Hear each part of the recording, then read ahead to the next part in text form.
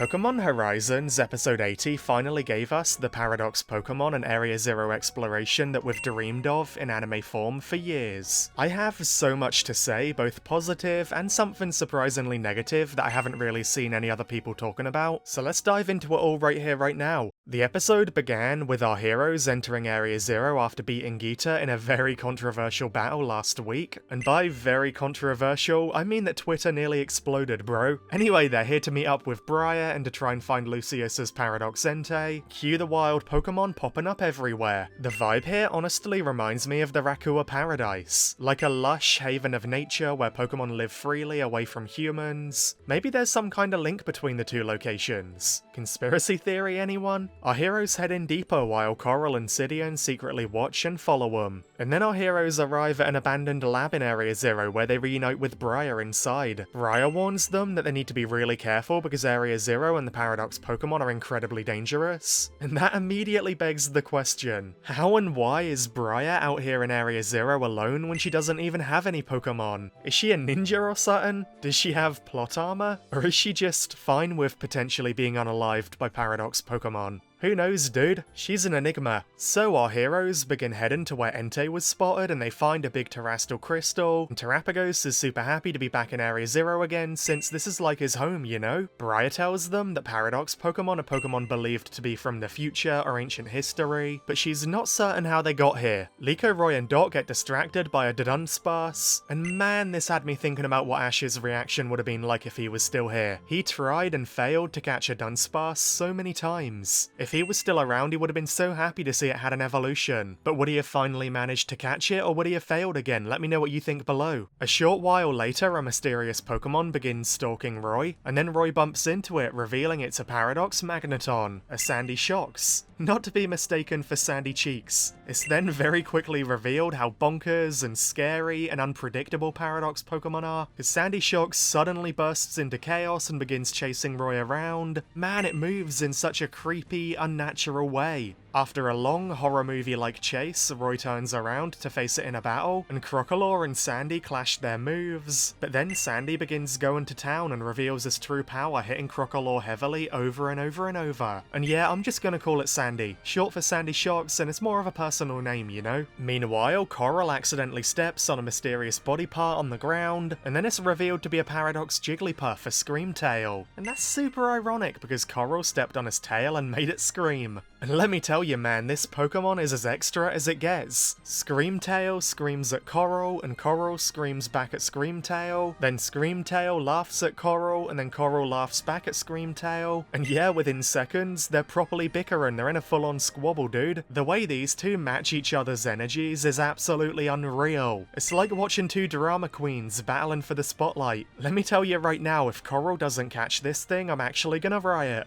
But then this dynamic duo's bickering gets interrupted by a huge Great Tusk, a Paradox Donphan. Like seriously, this Pokemon is massive. It hits Screamtail really hard, and Coral begins laughing at Screamtail for taking the hit, and then Screamtail gets really mad at Coral, and I'm not even joking, dude. Screamtail literally decks Coral. She punches her in the face so hard that she goes flying. Man, I love these two together so much. Who needs enemies when you've got a potential teammate like this? It reminds me of Jessie from Team Rocket and how she would fistfight her Pokemon. Coral then decides that she'll just deal with both the Paradox Pokemon herself, and you've got to admire the confidence, man. Coral's Glalie attacks the Great Tusk, and that seems to inspire Screamtail, who mimics Glalie and attacks Great Tusk too. And Glalie then keeps attacking, and Screamtail does its signature Scream attack too. The battle continues until Glalie and Great Tusk use their spinny attacks on each other. Bro, they're bouncing into each other like a couple of Beyblades over and over and over. Screamtail seems to be a little bit, maybe nervous or slightly scared, so Coral begins taunting Screamtail more and more. This kind of invigorates Screamtail, so then when Coral commands Glalie to use self-destruct to defeat Great Tusk, Screamtail unleashes a huge scream, blowing Glalie towards Great Tusk with even more power. But despite their combined efforts, Great Tusk easily pushes Glalie back towards them, and that means the self-destruct blows up everyone.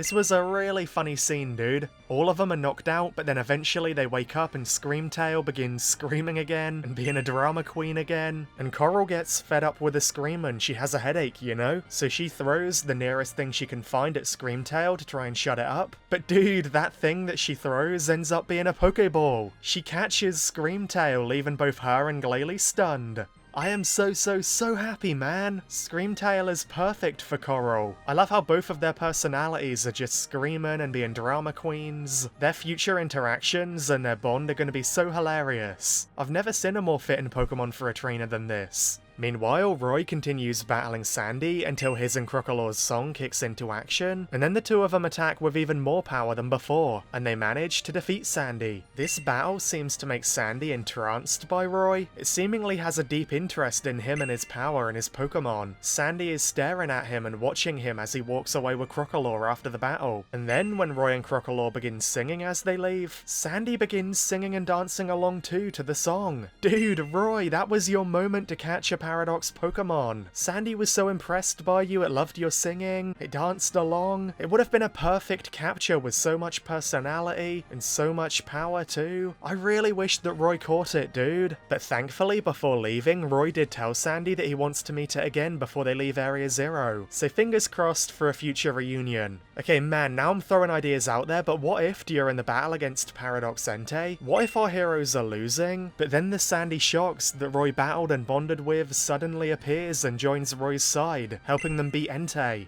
That'd be so cool, man. Using the power of a Paradox Pokemon to defeat a Paradox Pokemon. Later on, Roy catches up with the others and tells them about Sandy Shocks, leaving them confused, imagining it. Meanwhile, Coral lets out her new Pokemon, physically holding its mouth shut to shut it up. It's the only way to get it to stop screaming, you know? And Sidian is impressed that she caught a strong Pokemon like that. The episode then ended with our heroes in a cave that night getting scared when they hear Coral's Screamtail screaming in the distance. And I'd be terrified too, dude, it's like something out of a horror movie. So there we have it, episode 80 complete in all of its screaming, chaotic glory. I've already gone on about how much I loved Coral catching Screamtail, and how Roy maybe catching Sandy is a storyline I'm really rooting for, so I won't badger on about that even more. But overall, I think this episode did a good job at introducing Area 0 and the Paradox Pokemon. The Paradox Pokemon felt so crazy and scary and unnatural and unpredictable and dangerous. I hope we see more of them in future episodes than just Entei, you know? They have a lot of potential, dude. I also enjoyed the sibling kind of bond between Coral and Sidian, how Coral would keep running off like crazy and Sidian had to keep an eye on her while trying to maintain the mission too. And I also like how the episode brought us a step closer to Lucius VS Entei. I wish we got to see more of Roy versus Sandy, but I still loved what we did see, you know? However, something that I did really want to talk about that I think might be controversial since I've seen no one else discussing it so far, is my opinions on how Area 0 was portrayed in this episode. Look, you all know by now I love Horizon so much. I'm ride or die for this show, bro. But I have to admit, visually speaking and vibes-wise, Area 0 didn't quite hit the mark for me in this episode. Let me bring up this comparison image of Area 0 in the games versus in the new episode while I explain my thoughts.